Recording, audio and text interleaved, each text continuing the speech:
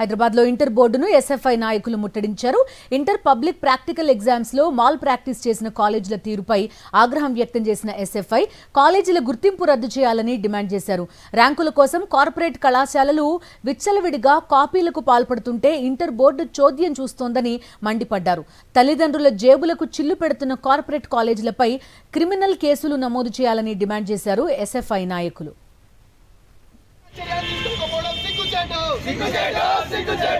Corporate కళాశాలలపై black లిస్టులపై న్యాయం చేయాలి. విద్యార్థులకు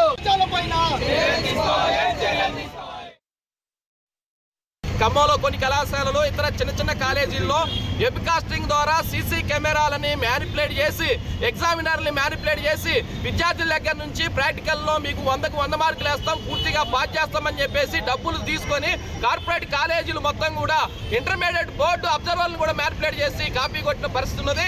ఈ మాస్ కాపింగ్ జరుగుతున్నా సరే ఇతర పత్రికల్లో వచ్చిన తర్వాత ఇంటర్మీడియట్ బోర్డు స్పందించింది. తక్షణమే ఎస్ఎఫ్ఐగా డిమాండ్ చేస్తా ఉన్నాం. చైతన్య, నారాయణ, ఎస్ఆర్ అలాగే ఇతర కాలేజీల్లో ఎవరైతే ఈ మాస్ కాపింగ్ పాల్పడ్డారో వాళ్ళ మీద కార్పొరేట్ కాలేజీల మీద క్రిమినల్ కేసులు పెట్టి అరెస్ట్ చేయాలని కోరుతా ఉన్నాం.